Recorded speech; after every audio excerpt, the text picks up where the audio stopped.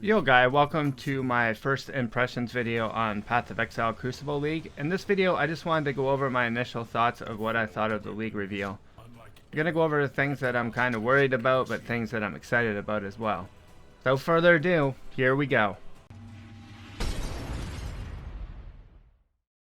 When it comes to the league, my initial thoughts are that it kind of looks okay. It's nothing really too special in my opinion. Sanctum was one of my favorite leagues, so I don't think it's going to be as good as that. I enjoy the fact that they're adding some monsters and keeping it, tough and fun. They never really reinvented the wheel with this league mechanic, to be honest with you. It's just like click a thing, spawn a bunch of monsters, and kill them, which is what an action RPG is all about. Like Chris did say, the longer that you hold the button, the harder the monsters will be, so it'll be kind of fun to like test out your character's abilities and stuff to see if it's as hard as they actually say it is. I do love the whole like league thing with the whole skill tree thing for your weapons. I think there's going to be lots of interesting outcomes.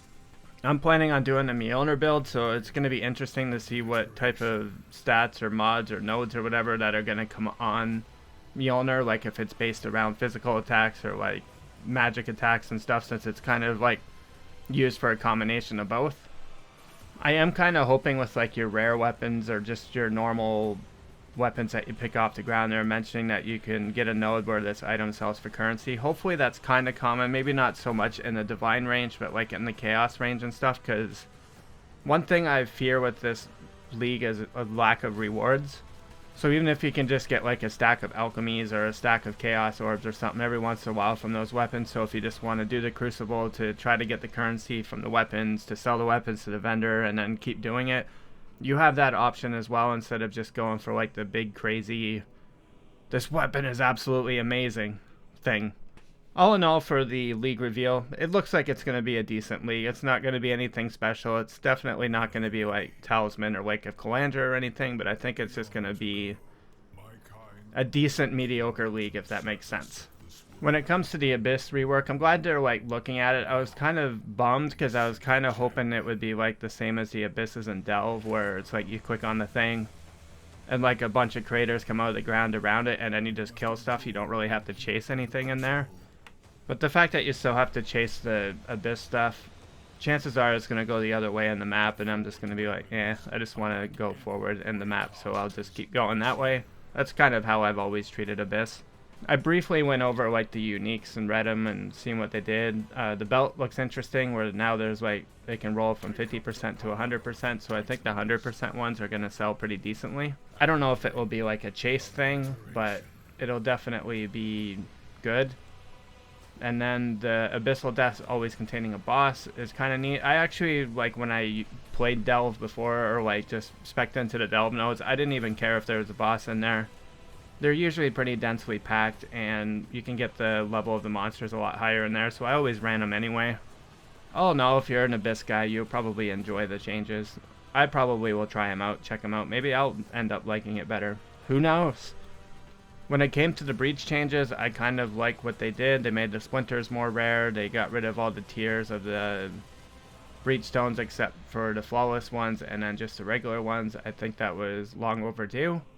I think this will add value to the splinters a lot more and make it actually worth picking them up, because before like I was like, I'm not even going to pick up anyone that's like not Chayula, because you can go and buy a breach stone for like 5C, like Zoth's breach stone or whatever, so I think the prices of those are going to go up.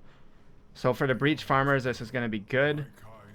And then I think there's a node that has a chance for them to drop a flawless breach stone or something. They briefly showed it. I didn't quite catch it, but that'll make farming breach good. Breach is always good for maps, and the fact that they made the mob density a lot more in there, it's going to feel a lot better. As like before, it's like it just seemed like they all rushed you at the beginning, and then as it got to the end, it's just like, okay, there's nothing. Might as well move on. Unless you're like trying to farm the hands or something, there's not really any reason to stick around. So if they still have like the breaches open 50% faster or whatever on the Atlas tree and stuff, you can probably juice up some breaches pretty good and just have like a crazy like chaotic experience. It's going to be a lot of fun, I think. When it comes to the wormholes in the Atlas tree, I think it's a great idea. Near the end of the league, I usually just spec all the small nodes and get the double small nodes thing, but At the beginning, I like to get all the achievements done, so it'd be nice to be able to quickly traverse around the Atlas, and hopefully maybe have like 3 or 4 different league mechanics that they usually have for the challenges set up at the same time, so you can kind of like pick away at them all instead of being like, okay, I'm going to do Betrayal, and now I'm going to do Jun, now I'm going to do, or Alva I mean, and then now I'm going to do like, I don't know, Abyss or whatever they have, or Delve. Like, it's, now it just seems like you can kind of get points into everything and then be able to work on them all at the same time. Also, if you want to do like Eater of Worlds and the Searing Exile nodes or whatever, you can kind of do them both if you're like farming the currency or something, and be like, alright, I would need some more embers of this one, so I can just put the influence on the map device there instead of having to respec the whole tree, so it just makes it easier if you want to quickly flip-flop back and forth that way, if that's your style. All in all, Atlas changes, I like it. For the Ascendancy changes, I'm not really a Pathfinder guy, so I wasn't really paying too much attention to that, but for the Saboteur, even though I'm not really a Trapper Mine guy, I do like cast on crit builds and stuff. And I think the Saboteur one's absolutely amazing. Like, having cooldown recovery is just a more multiplier, having it so it can trigger off your skitterbot things, whatever they're called, is pretty amazing as well.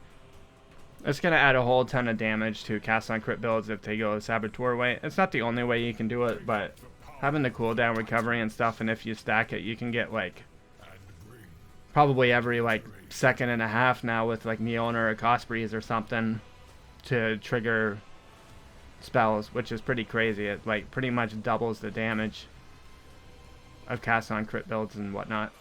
The new Val skills look okay. Obviously the Lightning Arrow one looks amazing. A lot of people seem to like it. I'm personally not a Val skill user guy, except maybe Val Molten Shell or something. So it doesn't really appeal to me, but I'm glad they're adding more Val skills. Maybe it'll just make something interesting. The Arctic Armor one might be different too. Like, if you still have an extra gem shot, even if you don't use Arctic Armor, you can pop the Val one once in a while to mitigate some damage. Or if you're like a totem build, which I play a lot, it's just like drop a whole bunch of totems down, hit Val Arctic Armor, alright, we'll just let the totems do their damage. Or if it's like Shaper's Bullet Storm phase or whatever, just drop totems down or whatever, Val Arctic Armor. Like, it all depends what it mitigates to. They didn't say if it was all damage or if it's like only physical and like fire and cold or something. Maybe it's everything, I might have missed it, but you never know. It's all in the wording. So yeah, that's my opinions on the Val skill changes. None of the uniques really popped out to me. The jewel that they teased before the thing was pretty good with the spell suppression and element immunity. And maybe the new helmet where you can do the Crucible stuff on it. They said it can get the same mods as a shield, and we don't really know too much about what's on the shield. I think getting some crazy like combinations of those helmets where you can like merge 2 into 1 and get random stuff from each skill tree would be good. But we'll have to see what's available for the shields for that. When it came to like the challenges, they were saying that there's 40 new challenges for the week itself and then 8 for Ruthless. I was just like, oh my god, please don't make it so there's an extra set of MTX for Ruthless, but they said it would be the same. The only thing that would be different is the flag on your totem pole. But that was so relieving to me, as I was just like, I do not want to play Ruthless. I don't like it. And speaking of Ruthless, I know a lot of people don't like the fact that the race event's on Ruthless, but it doesn't really matter to me. But I do think it's going to take a while for them to kill those Uber bosses. I'm probably going to watch a little bit of the race stuff, but I don't know how popular this one's going to be. That's pretty much my thoughts and opinions on Crucible League announcement. Let me know what you guys think down below, and if you guys enjoyed the video, please hit the like and subscribe button. It'll help the channel out a lot. Thanks for watching, and have yourselves a great day.